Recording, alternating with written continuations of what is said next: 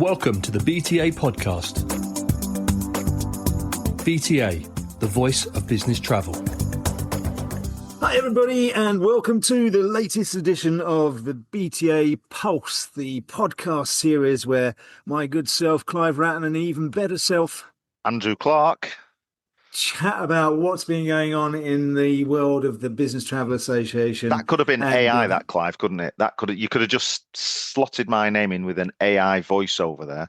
But I don't think AI comes with a Manchester accent, or maybe it does now. We've got a Prime Minister from, well, actually, as you pointed out, he's not from Manchester. He's not from Manchester. Yeah. But we do have somebody from that part of the world, so maybe AI will be speaking with that kind of accent. But Let's you're right. See. The future is unknown, as they say. It is. It's been a hot week once more in the United Kingdom, and the BTA is on fire too. It's been a pretty hot couple of weeks since we last did one of these. Lots going on, right? Lots going on, and we can't keep you off the radio at the moment, can we? Radio and TV seems to be giving you calls every 5 minutes for topics that are very much in the forefront of people's minds. But yeah, do you want to give us an update on what you've been up to?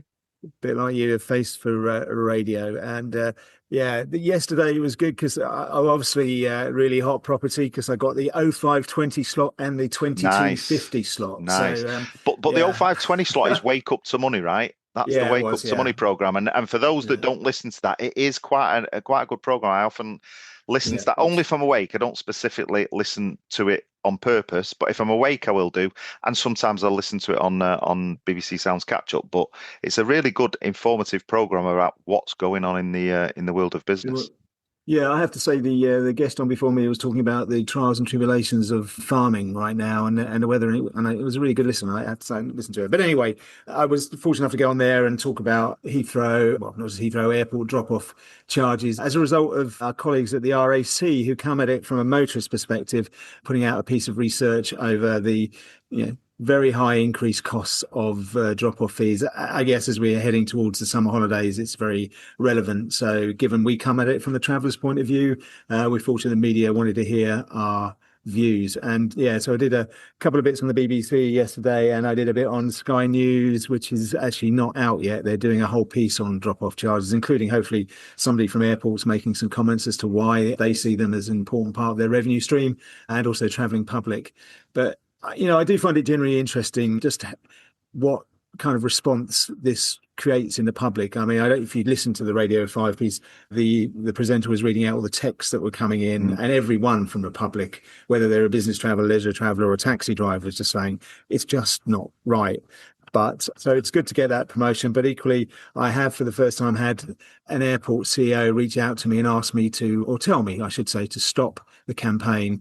So it kind of feels like we're getting somewhere from some real justification, knowledge that I didn't have around the cost of infrastructure within an airport, which I listen to and I accept the difficulty. But then you see the airports themselves and the Air Association coming out and saying it's because of pushing people to more sustainable moods and reducing congestion, not about revenue. So none of it kind of stacks up. So on it goes. It's not regulated. Who will know it would change? But of course, many will know that it is also raised in the House of Lords as a amendment on the Civil Aviation Bill, and that delayed the bill going through on the back of what we had done, I'm sure, alongside the RAC, and that will be passed through into the Commons in September when they are back from recess. And I'm sure it will go through, of course, because Labour have a majority. But we do have a window of opportunity to talk to local MPs and say it's costing, well, we estimate for our members, customers, around 25 million a year being spent just on drop-off charges one way or another. And that's a significant amount of money, 300 million in total to the travelling public. Yeah, and it's just a sign of things that are happening. As we're recording this today, Edinburgh introduced their 5% hotel levy that's being paid by everyone who arrives in the city and stays overnight, which is crazy because even the people who live in Edinburgh who fancy a night in a hotel to go and see a show or just a night on the town where they don't have to get a taxi home are now paying 5% on their stay. Absolute crazy. I mean, if there's ever a reason to not go to Edinburgh, right, then they're doing a damn good job at putting it with this. So Edinburgh is the second most expensive average room rate in the UK because it's a beautiful city, lots to go and see, lots of business there, finance and what have you. So just on that alone, it's an extra £8 to £10, given that's where about the average per night. And we've got people that are doing maybe 10,000 room nights in Edinburgh. Yeah, absolutely crazy. And I was listening to the council representative speaking this morning, saying that they estimate it's going to raise about £50 million under this new legislation. And it must be, they were talking about how they're going to reinvest it, and they were talking about reinvesting it into keeping the streets clean and making sure Edinburgh is a place that everybody's proud of. I mean, I think we pay something like council tax, to support that kind of that thing. Taxes. But and for the business traveller that puts multiple room nights into these cities, it is really going to be a big hit to their bottom line. But you see, language is so important because they've come out and they said it's raising 50 million. What it's really doing is costing 50 million because it's costing people 50 million. And it's, the semantics around language is really important. And, we've got a big job on our hands because England is, I don't know if it's set to follow, you're closer to this than I am, but to set the percentage model, but, 5% is huge, but something's coming down. I mean, we've been told the percentage model is not going to be open for England. We've been told it's going to be a set fee, not a percentage model. Now that set fee can be managed by the local councils, so that's where the challenge comes, because a bit like the airport charges, once the fee goes in, when does it stop being increased? I think that's what we're keen to understand. Won't be regulated, will it? Absolutely. And we've said all along, as we've said with the airport charges, Clive, we're not saying that nobody should put these charges in. What we're saying is we want them regulated, we want them managed, and we want to stay competitive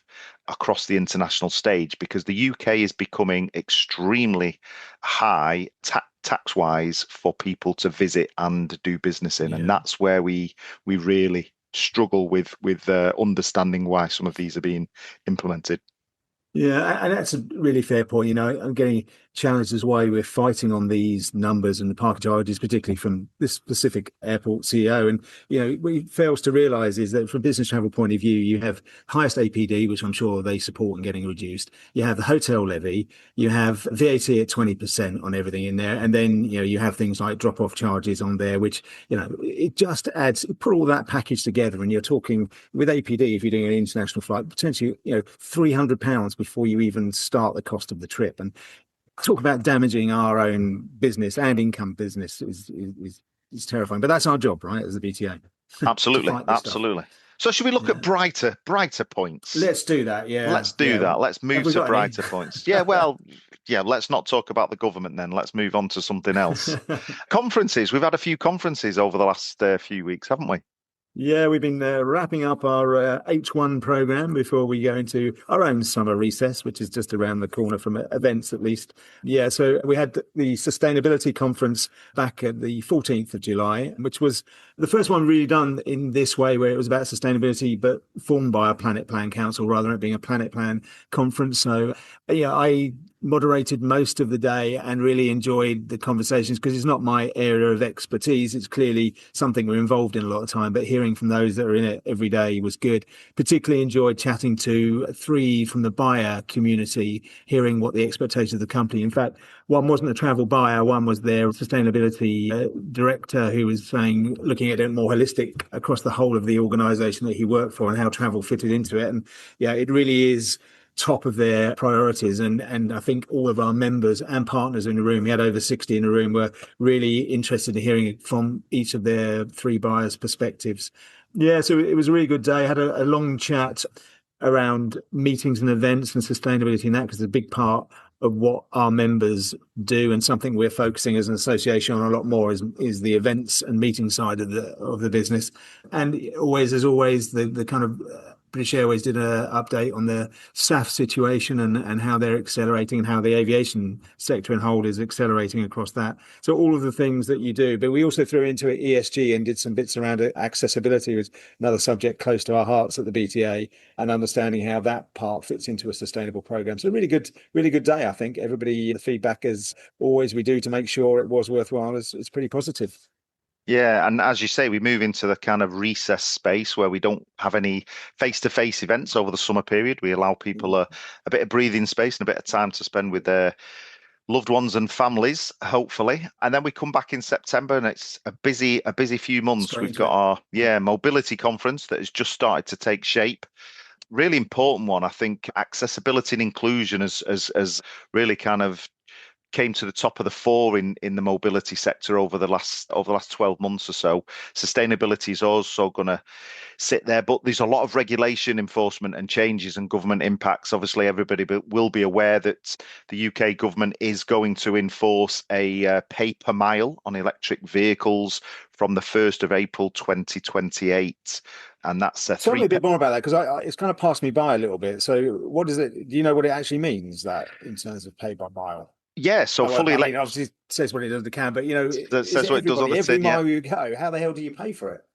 Well, I think the newer models of cars seemingly are going to have this data being sent to a central location, and then you'll be charged accordingly. But for the older electric cars, the ones that are already out on the road, I think there's still conversations happening there, but it'll be checks and submitted annually. I think during the MOT test, I think that's what they're sort of focusing on. Fully electric will be 3 pence per mile, and plug-in hybrids 1.5p, £1.50 per mile, £1.50 per mile. So £1.50 a mile. Yeah, £1.5p per mile. £1. It's still massive, right? Yeah, no, can't be. Can it? It must. 3 pence per, I'll get my figures right. I'm no good with maths, as you can see, right? So I think we've worked that out. Maybe it's reading, actually. Maybe it is reading, just understanding, so it's 3 pence per mile, and plug-in hybrids are 1.5p per mile. Yeah, that makes it. But still, right? But on top of obviously paying for the electricity, I mean, you know what worries me more about that is they're tracking you. That's it. Yeah, GPS, so MOT yearly, just checking the mileage. I mean, I think they check the mileage anyway. They're supposed to check the mileage on any annual MOT anyway, but to be charged by the miles, I mean, all these people that rush to get electric vehicles in to save themselves, especially, long distance salespeople that are on the road on a regular period, I think that's going to hit them. I mean, at the moment, they're saying the exemptions are going to be buses, HGVs and things like that, but we'll see how that pans out as the government look to tax everything that moves, I think, at the moment. But again, travel for work, you add down, you're paying that in your electric car as you drive towards a hotel where you're going to pay a levy and VAT, and then you go and drop it off back at the airport, go down the wrong lane and you get a drop-off charge before you get on your plane where you bought your APD. That's it. Yeah. And then get to a European hotel and pay city tax there as well. So it's tax after tax after tax. Watch, and one obviously we will be watching very closely too. And I did also pick up, obviously we did mention the change of Prime Minister here in the UK for anybody's living overseas, which is not a change in government, but it effectively is a new cabinet, although we have the same transport minister as we did before, which is good from a continuity point of view. But even yesterday I picked up that somebody's been moved in, new minister into the kind of sustainability area that's considering, it's not in for real yet, taxing people who take numerous flights, which of course is business travel. That is not gospel as in happening, but already those are being pushed out into the media to see what reaction it is, and that's where we need to react on it. So if that went in as well, you just kind of it's real tax on business and exports and all of our UK companies, and clearly impacts our members. Yeah, exactly. And then we move into autumn conference. So our yearly pilgrimage to the foreign shores this year is happening at the end of September, and we're all pretty much ready to go, right? Except we just few more people to register, a few more of our members and partners still to register. But other than that, I think things are on track.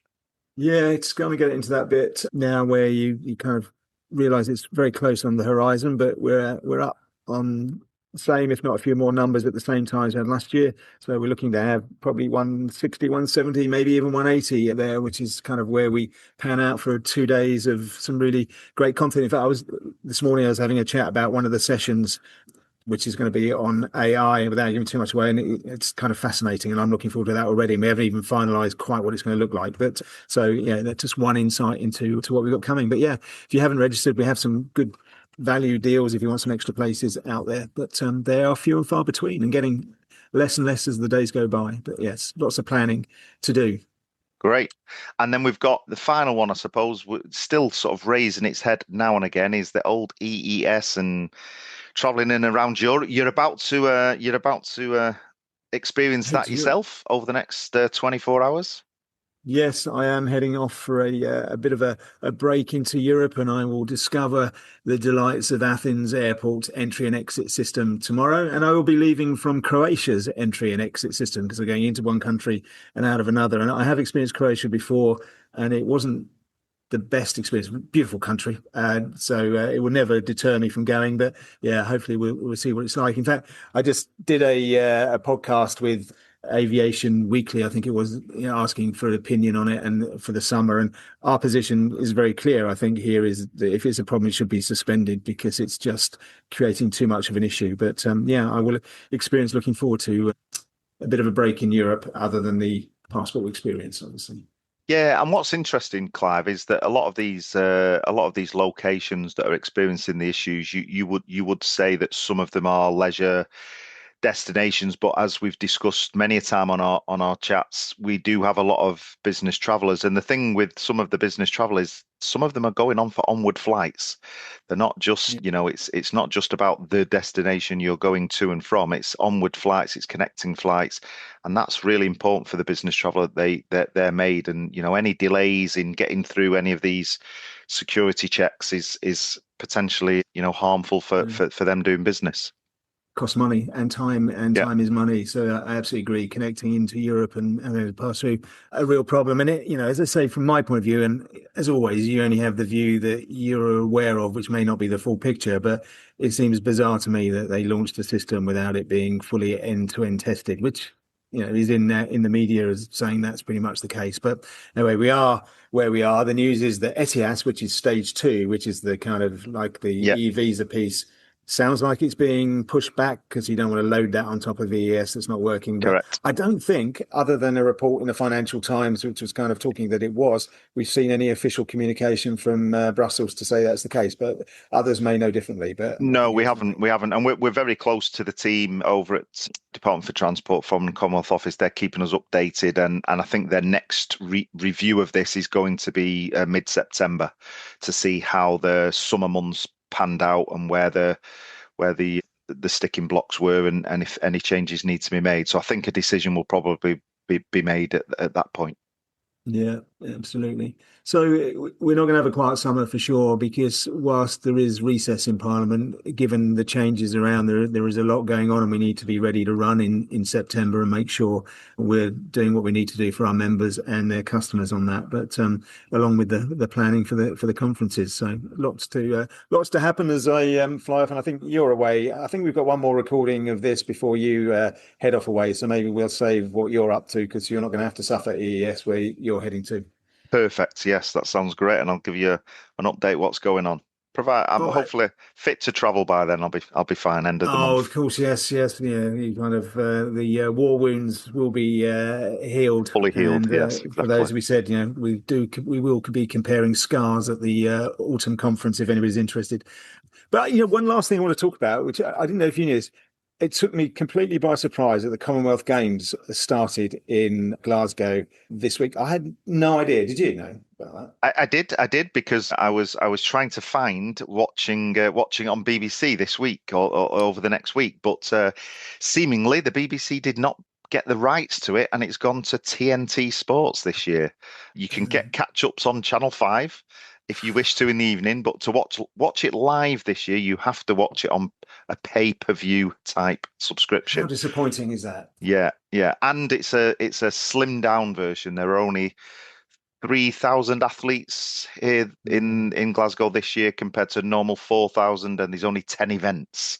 So yeah, I think Glasgow did well to pick it up. Obviously, it fell out of being held in Australia. They couldn't host it at the last minute, so Glasgow did well to pick up to have some form of activity, but certainly not the Commonwealth Games we've all loved. And being as everybody knows, a proud Mancunian. Go back to 2002. We had a fantastic Commonwealth Games here in Manchester. So yeah, it's always kind of love watching live athletics, especially when it gets into the finals and the final rounds. It's really good. It is good, and you get to see some sports obviously badminton, which was my game when I was younger, and I love watching that because you don't get to see it very often, but clearly not going to be able to watch it now. But the reason I raised it was I was having a chat with one of our partners, First Travel Solutions, who've done all of the ground transport logistics for Glasgow. And the one thing, to your point, it's a bit of a slim down, is there's no athletes village. All they're all staying in hotels around the city of Glasgow. Fortunately, Glasgow haven't put a 5% charge on at the moment. Otherwise, that might have cost quite a bit of money. But they had to put all of that together. And that's unusual, right, for a games, is that you don't have the village. And I guess even for the athletes, that's a bit strange, because if I was an athlete, that would be the best part of it in some ways, is being in that community. But as you say, it was picked up late. But importantly, I would make that it was not only one of our partners, but one of our members getting involved in putting all that together. And people sometimes don't think business travel is around that kind of stuff. And our members are very much involved in pulling together all the logistics of an event like that. So, just a different angle of business travel. Kept them busy. Yeah, exactly. Exactly. Well, that's it. We've come to the end. Thank you for listening. We hope what we've been rabbiting on about is of interest. We certainly know we've got lots of work to do, and love to hear from you if anything you want to hear us discuss. And I guess to say, have a fantastic couple of weeks before I'm back on. I am jetting off tomorrow, so I'll come back refreshed. Probably won't notice any difference when I get back, you'll say, but just leave to say goodbye from me. And it's a goodbye from me.